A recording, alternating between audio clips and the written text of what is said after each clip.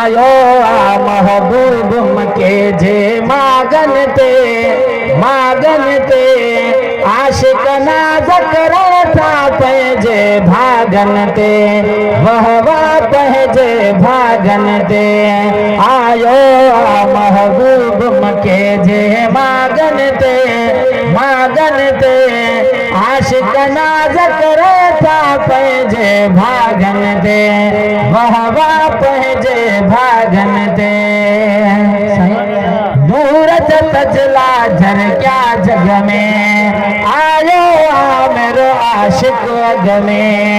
नूर तजला झर क्या जग में आयो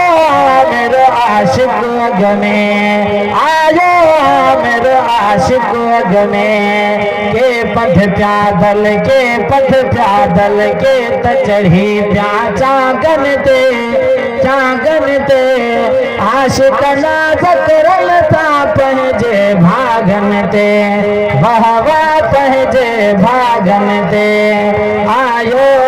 महबूब मके जे मागन ते आशिक नाज़ करल था पंहिंजे भागन ते वहवा पंहिंजे भागन ते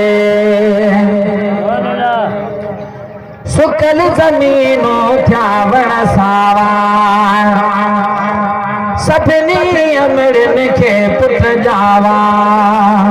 साईं चवन था तो मिलत किथे लिखियल आहे खुशी किथे लिखियल आहे जॾहिं महबूबन जी विलादत थी आहे अल्लाह साईं उन साल पूरी दुनिया में हर अमड़ खे पुट ॾिनो आहे अकुल वारनि लाइ इहो ई काफ़ी आहे त अल्लाह साईं महबूब जे सदके सभिनी खे पुट ॾेई खुशी मल्हाई आहे जेका असां तव्हां मल्हायूं था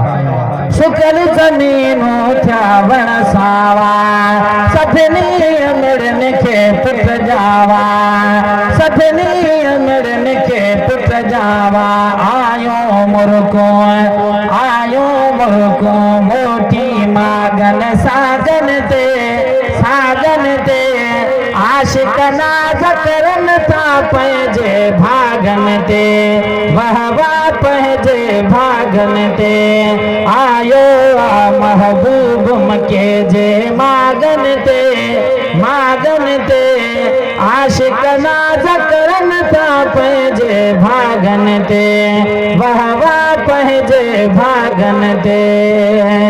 थी वियो फुट आबो दाणो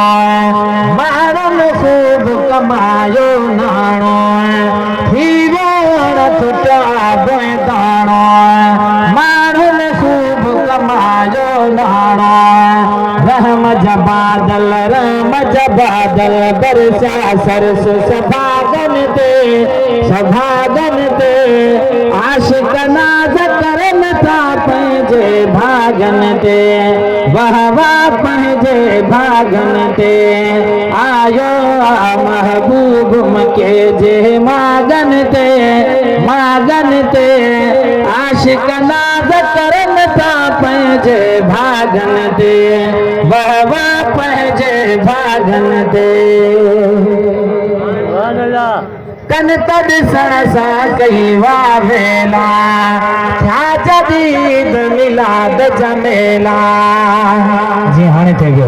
कन तड सणसा कई वावेला क्या जदीद मिलाद जमेला